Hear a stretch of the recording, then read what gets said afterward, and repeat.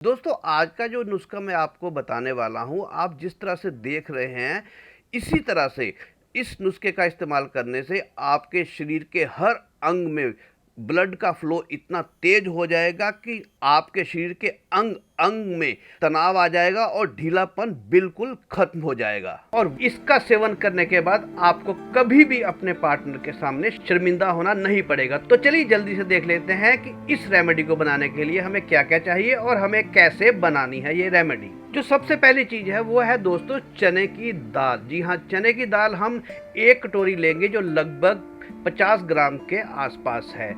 तो ये हमने ले ली 50 ग्राम चने की दाल। दोस्तों चने की दाल की आपको विशेषता भी बता दूं, आपने अक्सर देखा होगा कि चने की दाल घोड़े को बहुत ज़्यादा पसंद होती है। इसीलिए आपने अक्सर देखा होगा कि जब दूल्हे को घोड़ी के ऊपर बिठाया जाता है तो उसको चने की दाल खिलाई जाती है, क्योंकि उसको वो बहुत पसंद होती है, ताकि वो ना बिदके और इधर उधर ना उछले। क्योंकि घोड़े को दुनिया का सबसे ज़्यादा कामुक प्राणी माना गया है, क्योंकि उसका सिर्फ यही कारण है कि वो चने या चने की दाल का बहुत ज़्यादा सेवन करता है, इसीलिए वो ज़्यादा कामुक होता है। और इसीलिए हम इस रेमेडी में चने की ही दाल का इस्तेमाल कर रहे हैं, जो पुरुषों में टेस्टोस्टेरोन हार्मोन्स को बढ़ाते हैं तथा उनमें काम इच्छा को जागृत करते हैं। और इसमें हम टेस्ट को इनहेंस करने के लिए डालेंगे 5 बादाम, जो इसके टेस्ट को इनहेंस करेंगे और हमारे नुस्खे को और ज़्यादा पावरफुल बनाने का काम करेंगे।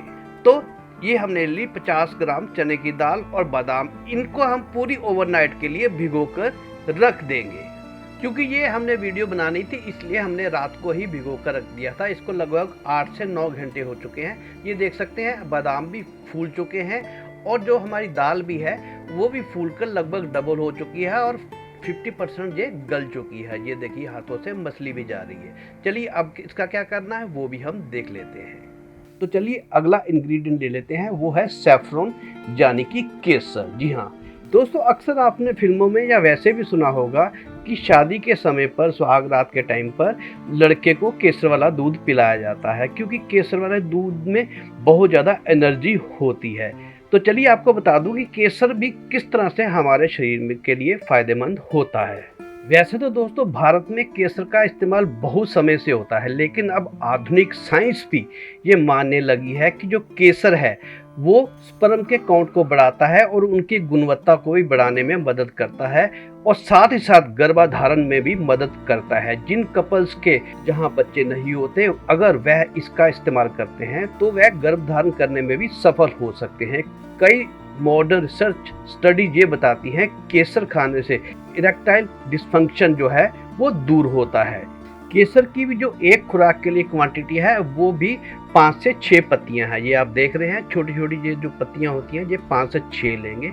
इनको हम किसी भी छोटी बाउल में डालकर उसमें 2 चम्मच दूध का डाल देंगे और इसको थोड़ा सा हिला देंगे। आप देखेंगे कि थोड़ी ही देर में केसर का असर जो है वो हमारे दूध में आ जाएगा और हमारा दूध थोड़ा पीला भी हो जाएगा। चलिए आगे क्या करना है वो भी हम जान लेते हैं। जो हमने चने की दाल और बादाम भिगो कर रखे थे, उनका जो एक्स्ट्रा पानी है उनको हम छान लेते हैं, स्टेन कर लेते हैं किसी भी छाननी स्टेनर की मदद से। और साथ ही साथ हम जो बादाम थे उनके भी ऊपर से छिलका उतार देते हैं। तो ये हमारी जो है दाल और बादाम स्टेन हो गए हैं। चलिए अब हम अपने इंडक्शन पर एक पैन रख देते हैं और इस पैन में हम डालेंगे 250 ml दूध। ये फुल क्रीम दूध है और फुल क्रीम दूध ही आप इस्तेमाल करेंगे तो ये रेमेडी जो है वो अच्छा असर करेगी और स्वादिष्ट भी बनेगी। तो जब ये थोड़ा सा उबलने लगेगा तब हम इसमें अपनी दाल और बादाम डालेंगे। ये लगभग 2 मिनट बाद ही हमारा दूध जो है उबलने लगा है। तो अब हम इसमें अपनी भिगी हुई दाल और बादाम डाल देते हैं। अब हम थोड़ा सा पेशेंस से काम करेंगे और इसको बहुत धीमी आंच पर हम इसको पकाएंगे कम से कम 10 से 12 मिनट तक, ताकि हमारा दूध जो है वो दाल एब्जॉर्ब कर ले और इसी दूध में वो पक भी जाए और साथ ही साथ सारा दूध भी सूख जाए। इसके लिए आप चाहें तो इसको थोड़ी देर के लिए पहले ढक दें, ताकि हमारी दाल जो है वो गल जानी चाहिए। और बीच बीच में याद रखिएगा कि इसको हम देखते भी रहेंगे कि क्योंकि दूध अगर नीचे लग गया तो पूरी रेमेडी जो है वो ख़राब हो जाएगी। बीच बीच में हम इसको हिलाते रहेंगे और लगभग ये 10-15 मिनट तो लेगा ही लेगा दाल गलने में और पूरा का पूरा दूध जो है वो सूखने में। ये लगभग 7 मिनट हो गए हैं और अब हम इस स्टेज पर अपना केसर वाला दूध डाल देते हैं। ये देखिए, आप देख भी सकते हैं कि केसर का एक्सट्रैक्ट जो है वो दूध में आ गया, हमारा दूध भी पीला हो चुका है। चलिए, अब हम ये केसर भी डाल दिया। अब हम फिर इसको लगभग 7-8 मिनट तक अच्छी तरह पकाएंगे। इसका दूध लगभग जो है 90% सूख जाना चाहिए और हमारी दाल भी गल जानी चाहिए। ये दोस्तों लगभग 15 मिनट हो चुके हैं और हमारा 90% दूध जो है वो सूख चुका है और हमारी दाल भी जो है वो गल गई है। अब इस स्टेज पर हम अपनी गैस को ऑफ कर देंगे और पूरा दूध नहीं सुखाएंगे क्योंकि हमने इसे ग्राइंड भी करना है और ग्राइंड करते समय थोड़ा सा दूध की कंसिस्टेंसी इतनी चाहिए कि ये जो है ग्राइंड हो जाए, क्योंकि हमने इसके अंदर पानी का इस्तेमाल बिल्कुल नहीं करना। तो हम इस टाइम इसकी फ्लेम ऑफ कर देते हैं और इसको रूम टेम्परेचर पर 10 मिनट के लिए छोड़ देते हैं आने के लिए, ताकि हम इसे ग्राइंड कर पाएँ। चलिए दोस्तों, ये हमारा जो ठंडा हो चुका है, अब हम इसे ग्राइंड कर सकते हैं। चलिए हम इसे अपने ग्राइंडर जार में डाल देते हैं और इसकी हम एक फाइन पेस्ट बनाएंगे। तो ये देखिए, हमने इसकी फाइन पेस्ट बना ली है। अब अगला प्रोसेस क्या है वो भी हम देख लेते हैं कि इसको क्या करना है। चलिए, एक हमने नॉनस्टिक पैन जो है वो रख लिया है और इसमें हम 2 बड़े चम्मच देसी घी के डालेंगे। कोशिश करें कि अगर गाय का घी मिल जाए तो और भी बढ़िया है, क्योंकि उसमें फैट कम होती है। नहीं तो अगर फैट की आपको कोई प्रॉब्लम नहीं है तो आप नॉर्मल भैंस का भी देसी घी ले सकते हैं, पर लेना देसी घी है। घर का बना हो तो और भी सोने पे सुहागा।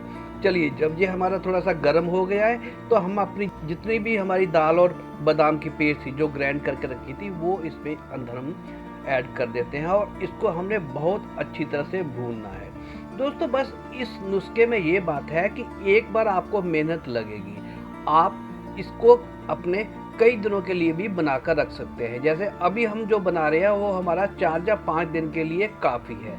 तो आप इसको इकट्ठा भी बना सकते हैं। इसकी मात्रा जो जितने भी इंग्रेडिएंट बताए हैं उस हिसाब से आप इसको बढ़ा लीजिएगा, क्योंकि ये फ्रिज में अगर रखेंगे तो ये ख़राब भी नहीं होगी, क्योंकि इसने अच्छी तरह से भून जाना है। तो जब भी आपने खाना हो तो इसी मात्रा में, जैसे अभी जो हमने बनाया है 50 ग्राम के हिसाब से, तो ये 5 डोज अपनी मान लीजिए, 5 खुराकें मान लीजिए। तो इसी तरह से अगर आपने ज़्यादा दिन के लिए बनाना हो तो ज़्यादा दिन के लिए बना सकते हैं और फ्रिज में इसको स्टोर भी कर सकते हैं। ये ख़राब भी नहीं होगा लगभग 15 से 20 दिन तक। तो इसको हम अच्छी तरह भूनेंगे, तब तक भूनेंगे कि जब तक कि आपके पूरे कमरे में जो है खुशबू, अरोमा जो ना फैल जाए इस दाल का। तो ये हमारी दाल जो है वो आधी जो है वो फ्राई हो चुकी है। इस स्टेज पर हम इसके अंदर डालेंगे हरी इलायची का पाउडर। दोस्तों, हरी इलायची का पाउडर जो है, कहने का मतलब उसके छिलके ना डाल के उसका जो बीज है उनको कूट कर डाल देंगे तो ये उस नुस्खे को 10 गुना ज़्यादा तेज कर देगी।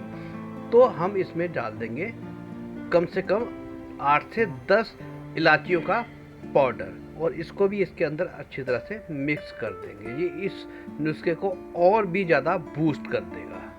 इस स्टेज पर हम इसमें डालेंगे दोस्तों खांड, देसी खांड। ध्यान रखिएगा, ना इसमें आपने चीनी डालनी है, ना चीनी का बुरादा डालना है, ना मिश्री डालनी है। कुछ लोग कहते हैं कि धागे वाली मिश्री डालो, धागे वाली मिश्री भी आपने इसमें नहीं डालनी। उसकी भी हकीकत मैं किसी दिन आपको बताऊंगा कि धागे वाली मिश्री जो होती है वो भी एक चीनी का ही रूप होता है। वो सेहत के लिए नुकसानदायक उतनी ही है जितनी कि चीनी नुकसानदायक होती है। तो ये इसको हम देसी खांड डालेंगे। इस तरह का कलर होता है, वाइटिश कलर बिल्कुल नहीं होता। तो इसको डालकर भी हम इसको 5 से 7 मिनट तक पकाएंगे। जब ये हमारा पेस्ट, ये हलवा जो भी इसको कहें, ये हमारे पैन को छोड़ना शुरू कर दे, इसके साथ चिपकना बंद कर दे, तो समझ लीजिएगा कि आपका ये हमारी रेमेडी तैयार हो चुकी है। तो ये देखिए, ये हमारी रेमेडी तैयार हो चुकी है। इसने हमारे पैन को बिल्कुल छोड़ दिया है, बिल्कुल भी नहीं चिपक रही और ये हमारी तैयार हो चुकी है। चलिए, अब ये हमारी 5 खुराकें हैं। अब आपने 1 कटोरी इसमें से हर रोज आपने लेनी है ये पूरी की पूरी नहीं आपने खा लेनी एक बार में, ये आपकी 5 खुराकें बन चुकी हैं। कहने का मतलब 10 ग्राम दाल जो है वो एक दिन के हिसाब से है। इसको आपने रात को आधा घंटा सोने से पहले हल्के गर्म दूध के साथ इसका सेवन करना है। तो फिर इसका चमत्कार आप देखिएगा कि आपके अंदर जितनी भी कमजोरी है, जितना भी ढीलापन है, वो सारा दूर हो जाएगा और आप अपने साथी के साथ हसीन लम्हों को एंजॉय कर पाएंगे। दोस्तों ये रेमेडी जरूर बना के देखिएगा, इसका इस्तेमाल करके देखिएगा। अगर ये आपको फायदा दे तब आकर चैनल को दोबारा से सब्सक्राइब भी आप कर देना, और अगर फायदा दे तो उन लोगों तक भी ये रेमेडी शेयर जरूर करिएगा जिनको इसकी और आवश्यकता है। और खासकर 50 इयर्स के बाद तो हर किसी को ये रेमेडी का सेवन करना ही चाहिए। इसका सेवन अभी गर्मियों के दिन में तो आप एक दिन छोड़ के कर सकते हैं, बाकी सर्दियों में नवंबर, दिसंबर, जनवरी, फरवरी आप इसका डेली भी सेवन कर सकते हैं, तो कोई आपको इसका नुकसान नहीं होगा। तो धन्यवाद दोस्तों, मिलता हूँ एक नई ऐसी ही रेमेडी के साथ। तब तक के लिए धन्यवाद वीडियो देखने के लिए।